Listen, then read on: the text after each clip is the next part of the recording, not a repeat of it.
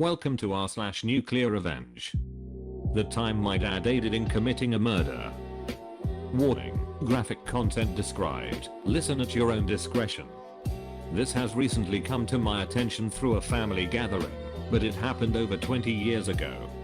I live in good old sunny Portugal, in the Algarve to be more precise, and in the summertime we do what we do best, which is spend entire days at the beach with our families. At the time I was 16 and my brother was 4, and we had a friendly neighbor family which was basically our second family, and they had 2 daughters aged 12 and 6, Mariah and Rita, not real names obviously. Now, we basically spend every single waking moment together, since we literally live a few meters from each other, and our parents were pretty much inseparable, and would spend their own time together, since my dad was a fisherman, still is, and the girl's dad was also fisherman. Our mothers would do what mothers do together and cook, gossip and whatnot. I was only 1 year old when we moved to the neighborhood, and a few days later, the other family moved in, and since we were literally the very first people to move to that neighborhood, it was a brand spanking new community still with half the brand new houses for sale. My parents befriended them very quickly. 4 years later, their first daughter was born, and I suddenly had a very loud and very active play friend as she grew up. Despite our age difference, we actually got along just fine, and over the years we grew closer and closer, and with our siblings being born, we were as brother and sister as they come. Like I said before, summer days were spent in the beach, and this is where it all began. One day mid-afternoon, we were all at the beach playing as usual, when they came to us and asked us if we had seen Rita, since she was nowhere to be found. We said we hadn't seen her, and the last time we saw her she was playing with some children right next to our towel spot. Her dad was frantically looking for her, and my dad was looking worried too. The next hour was spent looking for Rita, while Mariah was already crying, because her sister was missing.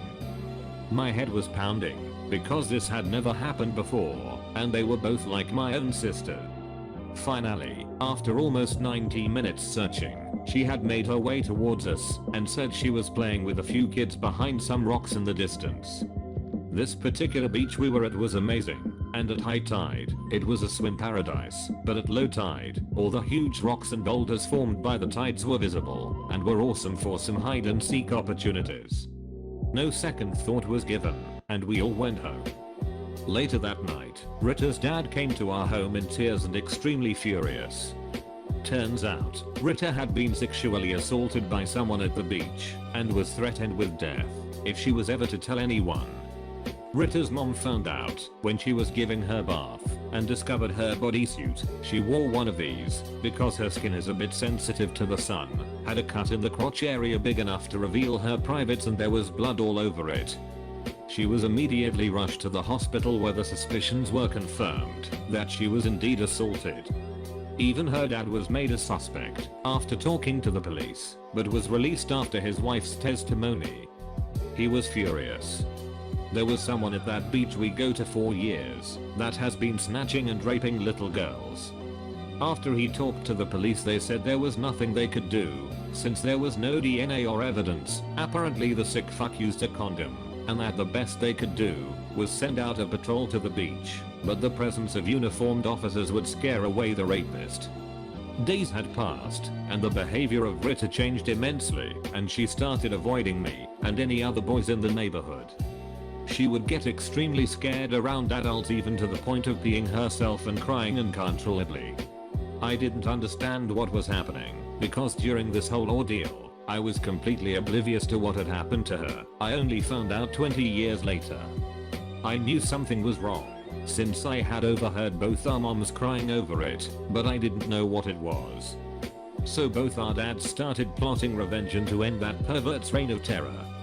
One night, as they were talking to each other about what they could do about it, Mariah had sneaked out of her room and overheard everything. She approached them and said, "Is this about the man that hurt Rita?" "I can help." They both stared at her and told her to go to bed and forget what she heard. Mariah insisted and said that she wanted the man that hurt her sister to just disappear. The next weekend, the 3 of them went to the beach without the knowledge of the rest of us and started exacting the revenge. Mariah acted as bait, and despite being 11 she was barely any taller than Ritter, so she could pass as a 6 or 7 year old, and as she played near the rocks, it was low tide, both our dads watched her from afar like hawks. Sure enough, 15 minutes later there was someone beckoning at her from behind a rock, and as scared she was, she approached the person. Our dad saw this, and ran towards her. What they saw sent shivers down their spines. In the short amount of time it took them to get there, Mariah was already gagged, and her bikini bottoms were down her ankles and the pervert was ready too. He had a knife in his hand, which both our dads promptly took from him. They said he tried to make some excuses about how he found her like that, and he was going to help her, but those were literally his last words. Over the course of what they said felt like hours, but was less than 5 minutes, they proceeded to beat the shit out of him, gagged him, stabbed him in his junk, bashed his head against the rocks over and over again, until he was still. Then Ritter's dad dealt the last blow, and stabbed him in the throat, leaving him there as he gurgled his last breath. They left the beach and Mariah was shaking. Having almost experienced an assault like her sister, she started sobbing and crying in the car, but her dad managed to calm her down, and assured her that her sister had been avenged. She didn't understand what had happened, but she was calm when they got her. She was made to promise never to tell a soul, and this was their secret, until now. 2 days later the news of the body of an unknown sex offender that had been on the run was discovered next to a beach in Spain, and there were no suspects, since he was badly decomposed. Apparently the high tide came soon after, and took him away, which was a blessing to our dads. Ritter still has nightmares to this day, but has had the fortune of marrying a wonderful man that helps and supports her, and Mariah carried this secret up to this day when she shared the story along with our dads. We were shocked, and my mom was furious at my dad because he could have been arrested, and our family torn apart. Ritter's mom started crying and begged her husband to tell her he was lying, and that she couldn't believe her husband was a murderer. Mariah intervened and says she was as much an accomplice as our dads. Ritter was not present as she was in the hospital delivering her first baby, and we all agreed never to tell her anything. Serial date rapist gets the smackdown he deserves. Background: I grew up in the Pacific Northwest to an entertainment industry family. I spent a lot of my formative years on the road touring. It was a deceptively conservative life. When I was around 8 or 9 years old, I witnessed a jazz sax player from a band that my dad had booked shoot up and drop dead. This really drove home just say no. High school straight shooter. I played music all through school and started working professionally at a young age. I was pretty much straight edge until college. I got around to reading some Hunter S. Thompson and decided that a bong hit wasn't going to kill me. A few years out of school, around 1991, I started a small indie dance label and recording studio. This was back before every kid with a laptop could record in their bedroom. Anyhow, my company HQ became a favorite hangout for local rave promoters and club kids. I became pretty well connected in that scene. I started experimenting with more and more types of party drugs, and subsequently found myself with friends who were either major dealers or dealer adjacent. Untouchable. In this clique there were 3 or 4 dudes who would be considered oucher bags. You know the type: fake tan, steroids, bleached hair, nice cars, etc. There was one dude in particular whom I always got a bad vibe from. As a young man in my 20s I liked sex as much as the next guy, if not more, but even when I was out clubbing looking to get laid, I never pushed my agenda, never used coercion, guilt, etc. to manipulate a woman into bed. If I spent $300 on dinner, I never felt like they owed me something. The only expectation I had was, if you make the date, show up. Which is just good manners. Anyhow, back to the doucher bag. Let's call him Tyler. This guy had a great sense of humor, the kind of good looks that make straight boys say damn, money, and a politically connected family. During the time I owned my label, I also played in jazz clubs in our city. One of the venues was this really cool martini bar. One of the bartenders was this super cute, bubbly, bright, and just downright fun girl. I met her in the rave scene, but got to know her through my jazz gig. She was super flirty, but was super old-fashioned. I'm not saying she was waiting for marriage, but close. She had grown up in a really small town, and never really encountered bad people in her daily life, so she was quite trusting. This all changed when she was date raped by Tyler. He played the long con with this lovely human being. She had very little experience with drugs and sex when she went out with him. He got her whacked out on MDMA, did some pretty messed up things to her, had a buddy take photos, and violate her too. She was never the same after that. PTSD, self-loathing, depression. It was as if he killed her. Turn the other cheek my ass. Tyler told her that she had blacked out and didn't remember being into it, and peppered her with the typical bullshit along the lines of, "I don't have to rape anybody, I get all the girls I want." Along with, "Nobody will believe you, and even if they did, there's no way I'll get arrested," etc. Personally, I was bullied a lot as a kid, and I can take a lot of shit and not blink an eye. But when somebody hurts somebody I care about, I tend to lean toward asymmetrical responses. Ironically, Tyler was not a consumer of drugs nor excessive alcohol. This factors into things later. I spoke to two people about my plan. One was a major drug trafficker, the other was a member of state law enforcement. The Cliff Notes version of the retribution was, I purchased about $3,500 worth of heroin in pre-packaged / ready for retail baggies. I also got about 10 sheets of really powerful blotter acid. Tyler was attending a birthday party at a restaurant where I knew the valet staff really well. Well, not that well, but I was always an over-the-top kind of tipper. They knew me, knew I knew Tyler, etc. I told them I wanted to pull a prank on him and put something in his car. I slipped the guy a C note and told him it was harmless and wouldn't come back on him. So he agreed. I put the contraband under his passenger seat, gave the keys back and took off, springing the trap. Tyler was a creature of habit and always took the same route home. My friend the state trooper didn't know what I was up to. I simply told him this due to hangs around my circle of friends was becoming a major drug dealer and it putting my friends in danger. I told him the where and when and left him to his own devices. Around 1:20 AM Tyler gets pulled over and my friend does a DUI check. Tyler went ballistic because he was stone cold sober. The trooper asks if he can search the car.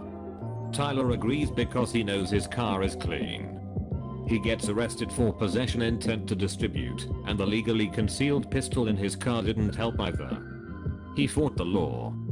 If he hadn't been such a unfettered asshole, he would have gotten away with no jail time, but he was disrespectful to the judge and got 18 months in prison, not jail, prison. He really was a moron. Instead of keeping his head down, shutting the hell up, and doing his time, he acted like a horse's ass and ended up getting killed. I didn't mean for the revenge to go that far, but I don't feel remorse for how things played out one bit. I hope his rapist ass rots in hell. You let him abuse us, I set you up. The reason I put the sentences that are right below this is because I know myself, it sounds completely insane, and a few people will say it's fake. Trust me, there is no one on this earth that wishes it was fake more than me.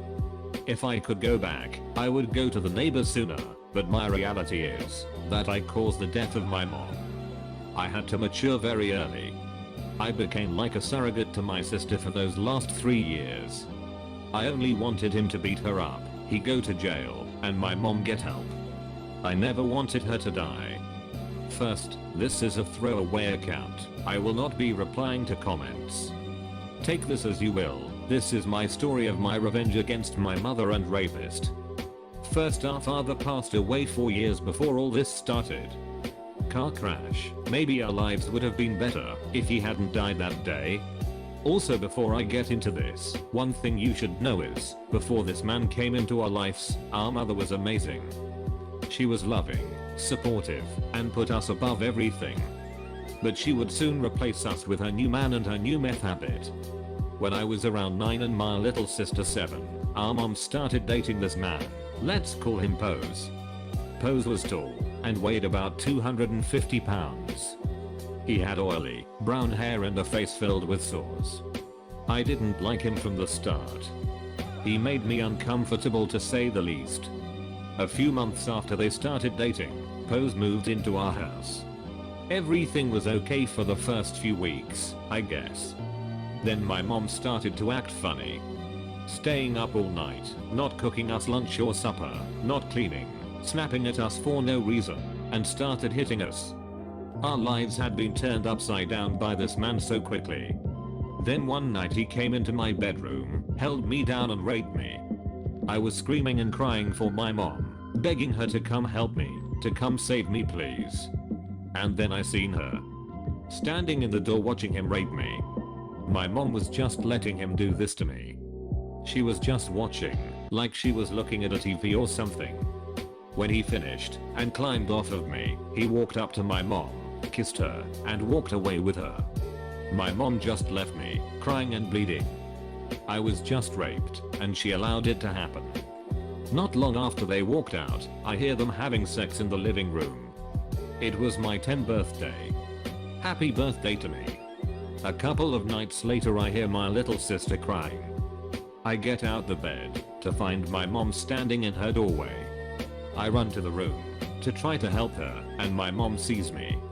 She backhands me across the face, making me slam against the hallway wall. I can hear my sister crying and begging, with no one coming to help her. That was the day I started hating my mother. The rape and abuse went on for 3 years. I didn't know at the beginning, but soon found out Pose had gotten my mom using meth. Pose and meth were the only important things in her life. My sister and I were nothing more than his play toys. I soon started noticing them arguing more and more about who got more hits. This one was stashing from the other one, and you smoked the last of it all by yourself. This is when I started planning my revenge. I noticed after about 3 days they would finally pass out and would sleep for almost 2. And their bag of meth would always be on the bedside table, beside Pose. I know most would ask why didn't you call the police or child welfare? Because jail wasn't enough. He might have raped us, but she betrayed us. She turned her back on us. And I wanted revenge, and wanted her to suffer like we had. So every chance I got I would move the bag, just at first. Make it look tampered with. Then I started taking it from the bag, and placing some on my mom's table. These things alone cause a lot of fighting. They started getting physical. I would keep my sister and I out of sight when this went on. And they never lasted long. Well, I continued to do this over a couple of months, taking more and more, flushing it, or dropping it down the sink. Until the last day. The last day I took the whole bag. It was a good amount. They had just reappeared, like they would say. I flushed the whole bag and locked my sister and I in my room and quietly prayed that they didn't realize it was me. I'm not sure how long after I did this that everything started. But we had watched like 3 Disney movies before they finally woke up. And then I heard him start yelling about his missing bag. The yelling got louder and more intense. Then I heard the breaking of objects. It was starting to getting bad now. I hear my mom go from angry to scared. I hear him hitting her begging him to stop, swearing she didn't touch it. He continues to hit, and she continues to beg, begging him to stop hurting her, begging someone to come help her. Begging like we begged her for so many nights. My sister started asking to leave. She was scared and crying. I opened my window, put my sister outside and followed. We ran to the neighbors and told them that Pose was beating our mom. The neighbor called the police and brought us inside. And we watched as the police pulled up to our house. Start to walk up to the door, stop for a second, and then started yelling police and kicked the door open. After what felt like forever, we see Pose being brought out to the police car. I wait to see my mom follow, but she doesn't. I see an ambulance pull up, and the paramedics run in the gurney. A short time later I see them rushing back with my mom. I catch a glimpse of her once beautiful face, now looking like ground meat. Her face was solid red, covered in blood. She ended up dying on the way to the hospital. I never planned to have my mother killed. I just wanted her to feel the pain we had been feeling for these last years. And I guess in the end she did. She felt the pain and terror we felt every night for the last 3 years. She just felt it all in one night. Do I feel bad about what I did? No, I don't. If I didn't do what I did, we would have been stuck there, being raped and beaten every day until one of us would have died. Pose was convicted of second-degree murder, possession of drug paraphernalia. I flushed the actual drugs, child pornography, pictures of us, and 23 counts of aggravated rape and 17 counts of aggravated rape against a person under 12 years of age. That last one is a death sentence where this all happened. We moved a few states over to be with our dad's parents. We hadn't seen them in almost 4 years, and for the first time in a long time, we actually felt safe. My sister, still to this day, doesn't know what I did. Doesn't know that I played a big part in our mom's death. And since we never talk about either of them, it never comes up. We are both happily married now. I have 3 children, she has 2. Both of us are active members of our PTA. No one looking at us today would ever guess the hell we went through, or what I did to get us out of it.